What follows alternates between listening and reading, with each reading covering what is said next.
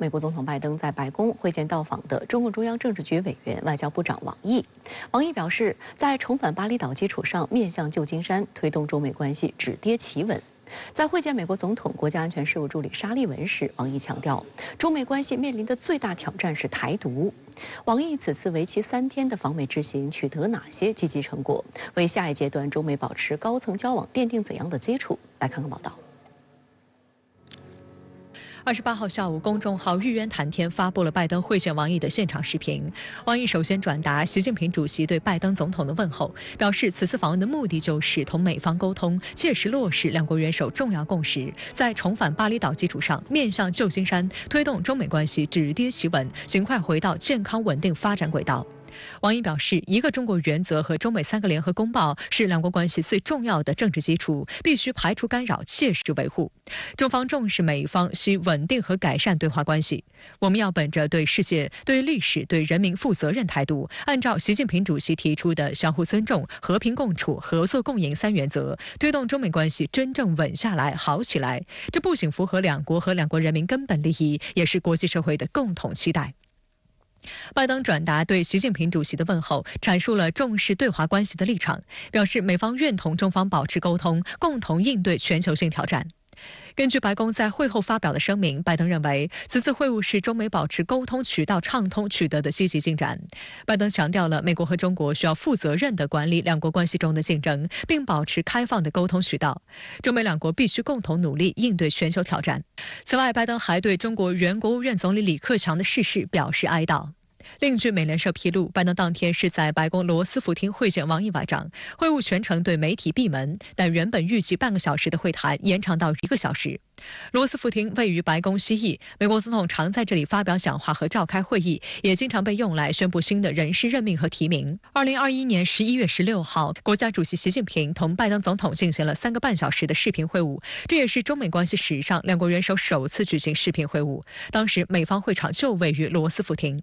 As the president has said many times, it's important to keep the lines of communication, the channels of communication open, and he sees this as yet another step in that direction. So, in his view, this was a positive development and a good opportunity to keep the conversation. 王毅在此次会晤中表示，中美要在重返巴厘岛基础上面向旧金山，引发了外界的高度关注。今年的亚太经合组织领导人非正式会议将于11月15号至17号在美国旧金山举行。过去几个月来，美国总统拜登多次表示，希望与习近平主席在会议期间举行会晤。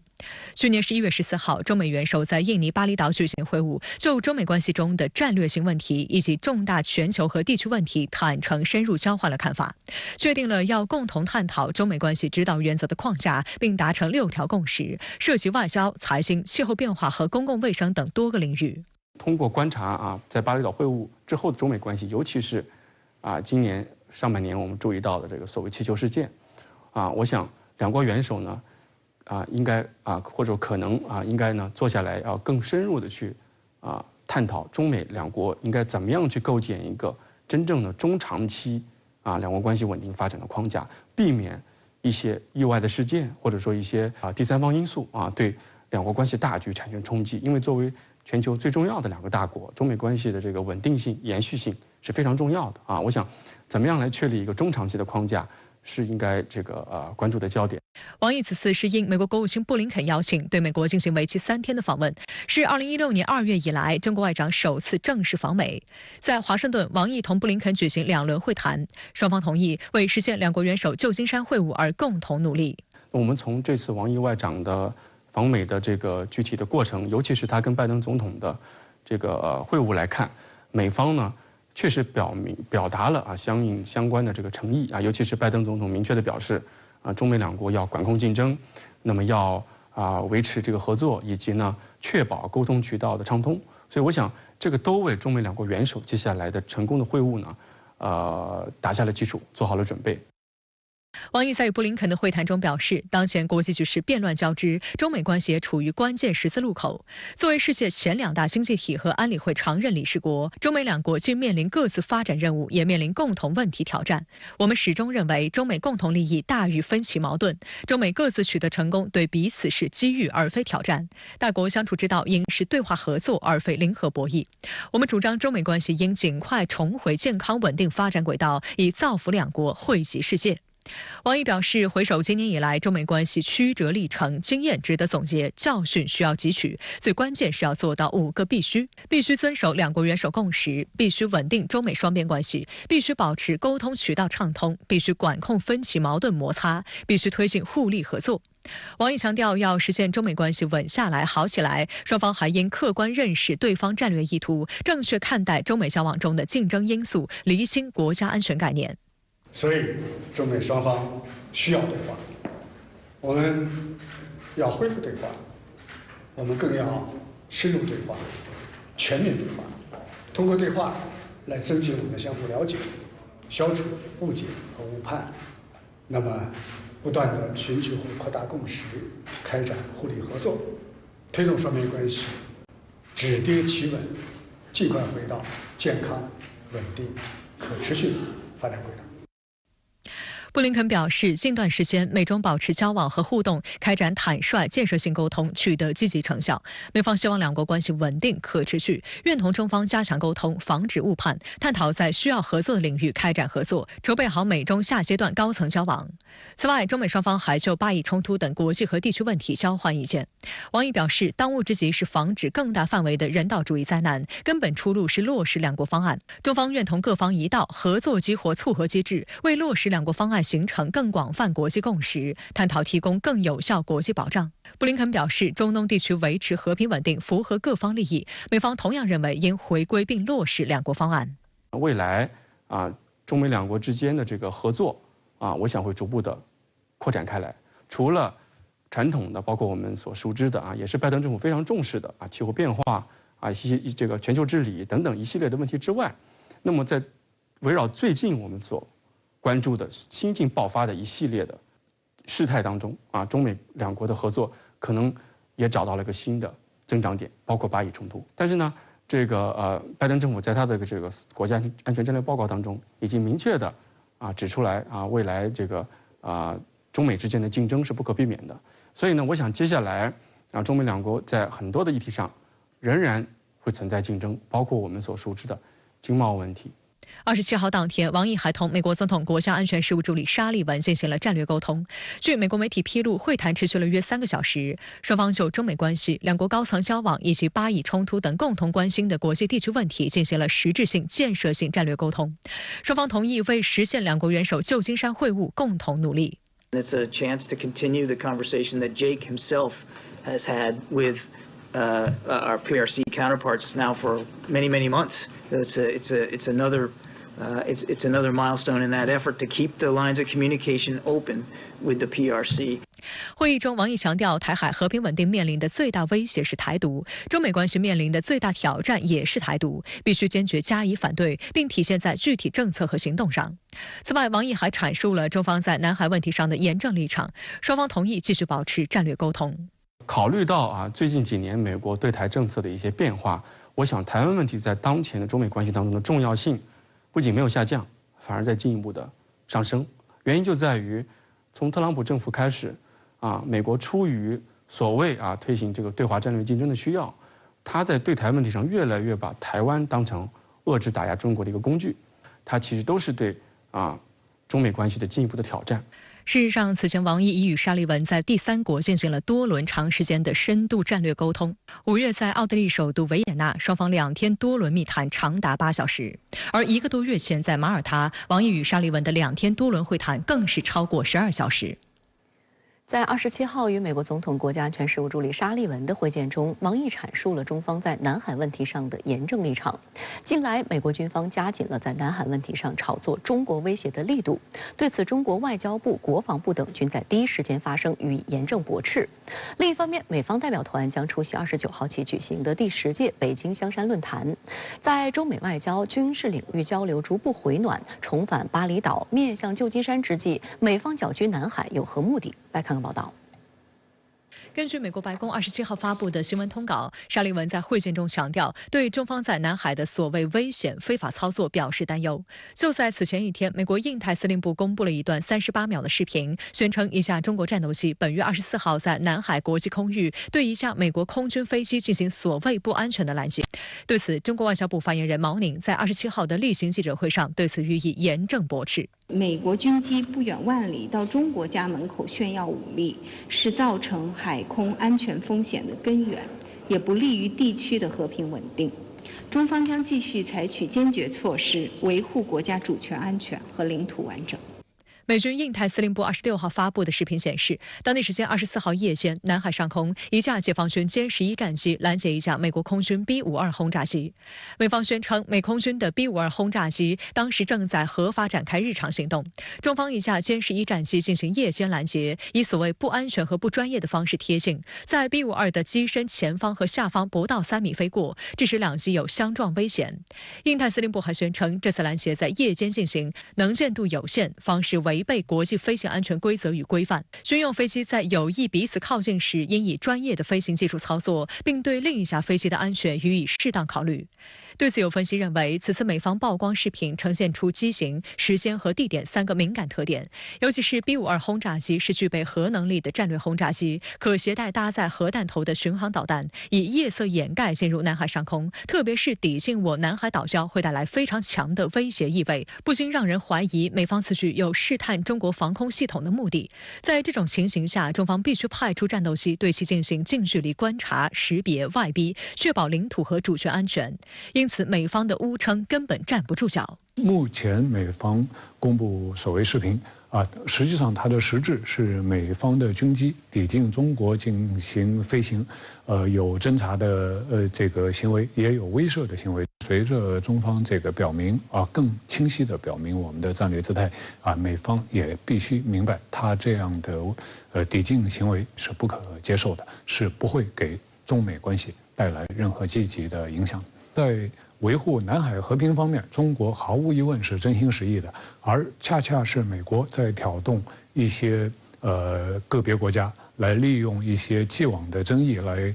制造冲突场面。这个王毅外长已经充分地表达了我方的这个严正立场，也需要美方及时这个终止这样的行为。本月17号，美国国防部也曾举行新闻发布会，无端指责中国军机2021年以来在东海、南海空域针对美国及盟友的所谓胁迫、冒险行动急剧增加。随后公布了一批所谓的证据。显然，印太司令部26号的最新爆料也是其中一环。在中国国防部26号举行的月度例行记者会上，发言人吴谦表示，中方也掌握美军在南海军事行动不专业的证据，并现场出示了美海军约翰逊号驱逐舰8月19号抵近滋扰与南海海域正常训练的中国海军舰艇编队的相关视频。期间，美舰采取大角度转向、急加减速、横穿中方舰首等危险挑衅动作，危及双方一线人员安全。也清楚地表明美方才是真正的挑衅者、冒险者、搅局者。类似的视频呢，我们还有很多。它不是在墨西哥湾，也不是在美国西海岸，它是美方跑到中国的家门口来挑衅滋事。你若不来，我能拦你吗？美方想一边危害中国的国家安全，一边不受约束的挑衅滋扰，这是不可能完成的任务。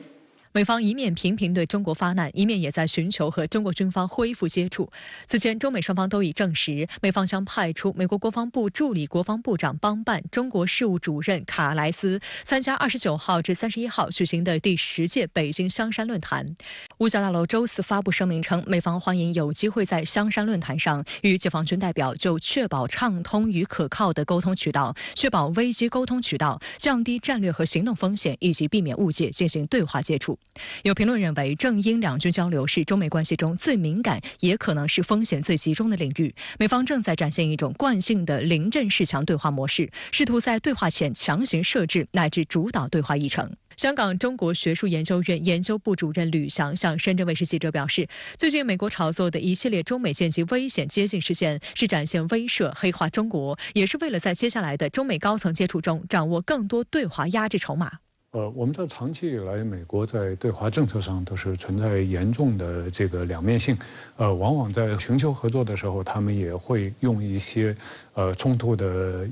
因素来干扰这个合作的进程。沙利文之所谓担忧，其实就是想利用第三方因素为美国在谈判中谋求更优势的一个地位。国防部发言人吴谦26号表示，中方相应官员将与卡莱斯开展交流。他同时强调，沟通需要诚意，对话应有底线。美方一方面口口声声说希与中方开展沟通交流，另一方面却在胁迫中方接受美方的恶意挑衅，世界上哪有这样的道理？吴谦强调，中方敦促美方与中方相向而行，落实两国元首会晤共识，切实尊重中方核心利益和重大关切，停止发表任何涉华消极负面言论，停止任何侵权挑衅行动，采取实际举措，为推动两军关系重回健康稳定发展的轨道创造有利条件，营造良好氛围。相关话题来连线特约评论员更新。龙先生您好。周五，美国总统拜登在白宫会见王毅，中方强调要回到巴厘岛，面向旧金山。您对此如何看？王毅先生如此强调包括这次访美，我认为有3个重要性。第一，表明中美元首会呼之欲出。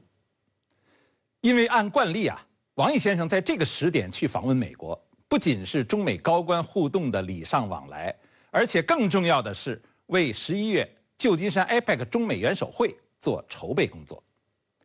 这样的安排表明，从去年巴厘岛中美元首会之后，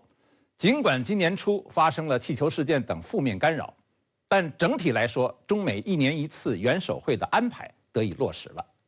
元首共识得到了贯彻。这表明元首引领在制度上得以保障。火车跑得快，全靠车头带，这恰恰是双边关系改善的最重要标志。第二呢，就表明中美关系正在走向一个有条不紊的止跌企稳新阶段。在特朗普后期被中断的中美各项对话机制也正在逐渐的恢复。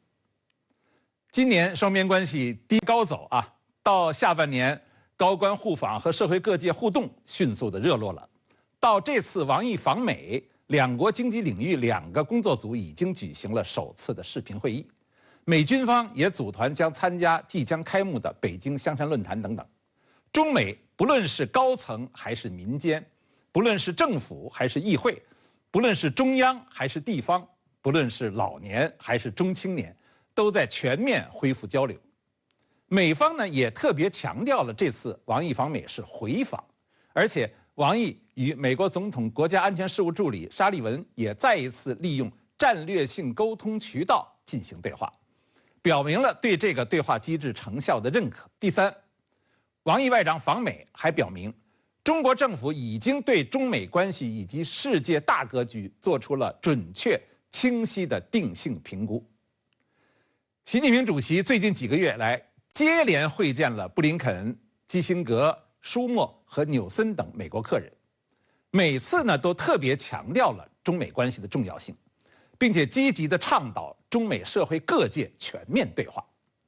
习近平主席多次指出，中美关系是世界上最重要的双边关系，中美能否确立正确相处之道，攸关世界和平发展和人类前途的命运。尽管中美经历了一些风雨，但合作始终是主流。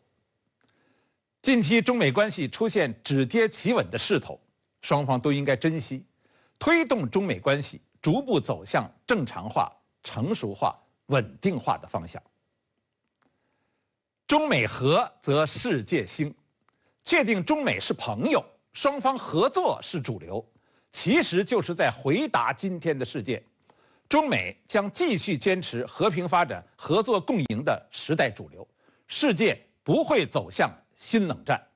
这也是中美要共同承担的历史责任。王毅这次还特别提到，中美必须管控分歧、矛盾摩擦。您对此又是如何看？总的来说呀，中美关系止跌企稳的努力，一是要调动积极因素，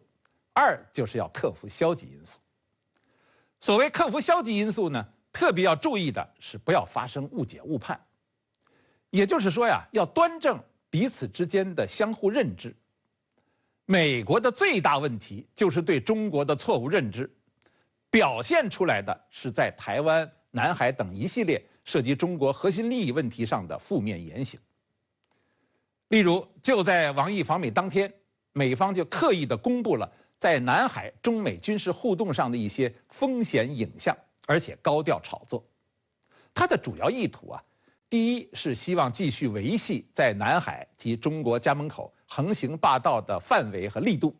在利益上讨价还价，争取得到更多的空间。第二呢，是在维系霸权的同时，还希望维护所谓道义上的制高点，道大一耙，贼喊捉贼。第三，他其实也想用这种方法呀，来试探中方的底线。表面看是在南海等地搞摩擦，其实呢是美方要试探中国军队、政府在台湾问题以及整体中美军事互动上的底线，预示可能会采取什么样的行动。第四，也是希望以此负面的方式表明其恢复对华军事沟通渠道的迫切感。在管控这类分歧摩擦的问题上，我认为啊，尤其要注意到美国近来越来越明显的霸权的焦虑。现在美国的霸权有两个层面，一个呢是霸权的蛮横，一个就是霸权的焦虑。他最近在刻意炒作中美在南海军事互动中的风险，就典型表明了美国霸权蛮横加焦虑的矛盾困境。霸权的蛮横自不待言，霸权的焦虑呢，则表现在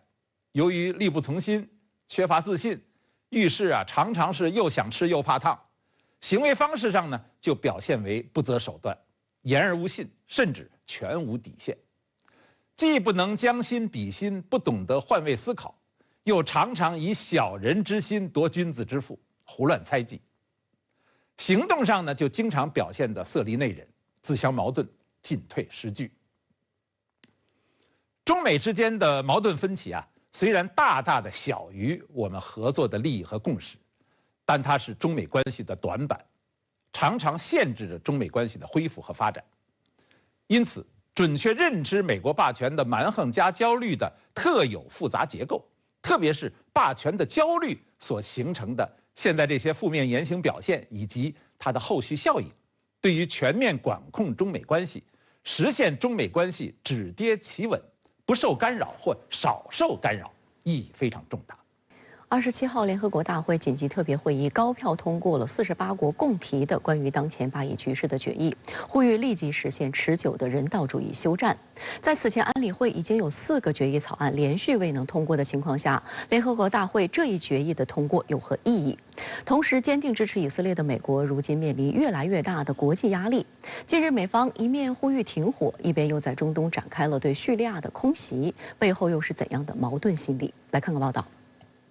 27号第10届联合国大会紧急特别会议就巴以相关决议草案进行投票，最终草案以120票赞成、14票反对、45票弃权，同意票达到2/3的多数票获得通过。美国、以色列等投票反对。该决议草案由包括中国在内的超过48国共提。该决议呼吁立即实行持久和持续的人道主义休战，要求各方立即全面履行国际法规定的义务，特别是保护平民和民用设施的义务，允许和便利人道主义准入，向整个加沙地带的平民提供基本物品和服务，并鼓励建立人道走廊和采取其他举措，以便向平民运送人道援助。决议呼吁以色列撤销要求巴勒斯坦平民、联合国工作人员及人道主义和和医务工作者从加沙地带北部撤往南部地区的命令，坚决反对任何强行迁移巴勒斯坦平民的企图。决议敦促立即无条件释放所有被非法关押的平民，遵照国际法保障他们的安全、福祉和人道待遇。在这一决议草案通过之前，联合国安理会已经有连续4个有关巴以冲突的决议草案未能通过。中国现代国际关系研究院中东研究所所长牛新春对深圳卫视表示，这次投票之所以能够通过，主要是因为该决议的2点核心内容，即立刻休战和建立人道走廊，已经成为国际社会的广泛共识。在联合国安理会之前4次都没有通过，这就给国际社会造成一个印象，大家认为联合国内部是分裂的，国际社会也是分裂的。但实际上现在证明，联合国安理会里只有极少数国家是跟主流意见不一样。那么这次大投票更表明是这样，这说明整个联合国、整个国际社会对加沙危机是有很大的共识的。巴勒斯坦常驻联合国代表对该决议表示欢迎。Today, the General Assembly declared that a call, stop the war and stop it now, send the humanitarian assistance now at scale, and also stop the ethnic cleansing and the killing and protect the Palestinians, protect the civilians. All these things were contained in this General Assembly resolution. Therefore, we will take it. The Security Council has to take it. 当天晚些时候，巴勒斯坦伊斯兰抵抗运动哈马斯和巴勒斯坦民族权力机构也对决议通过表示欢迎，但以色列常驻联合国代表埃尔丹却称这是耻辱，并表示以色列将继续捍卫自己。联合国的大会的决议，它本来就没有法律上的约束力，它主要是表明国际社会、联合国的一个态度和道义的立场。那么安理会的它是有约束力的，但是安理会的决议你要去落实也很难的。这么多年安理会通过的关于巴以的决议，那么以色列没有一个得到落实。那么这次即便是联合国通过，它也不一定去落实，更何况大会的它还没有约束力。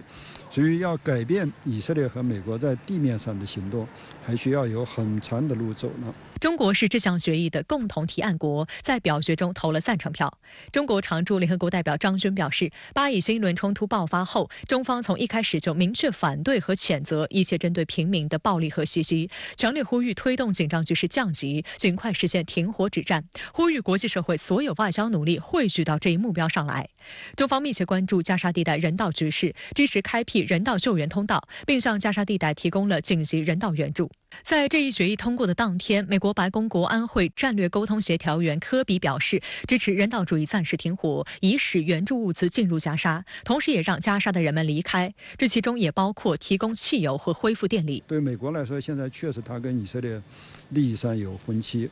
对以色列来说，还是全面彻底消灭哈马斯还是它的首要目标。那么美国虽然一方面支持以色列这个目标，但是美国对人质的安全、人道主义的危机、未来加沙的管理和战争外溢的风险的考虑就比以色列更多。在支持巴以停火的同时，美国自己却在中东开了火。26号，美军出动2架 F-16战机空袭叙利亚境内关联伊朗伊斯兰革命卫队的军事目标。不过，美国国防部却不愿把这次行动与巴以冲突联系起来。在26号的一份声明中，美国防长奥斯汀表示，此次打击独立于以色列和哈马斯之间正在进行的冲突。外交学院美国研究中心主任李海东分析认为，五角大楼的表态实际上更凸显了美方一边讲着负责任的话，一边却干着火上浇油的事的两面特征。当前中东地区最紧要的挑战是尽量的停火止战，而美方的现有的作为毫无疑问是试图扫清以色列在对加沙地带军事行动中的外部的威胁，为接下来以方和巴方的冲突升级开绿灯。很明显会导致巴以冲突以及整个中东的危机扩大化。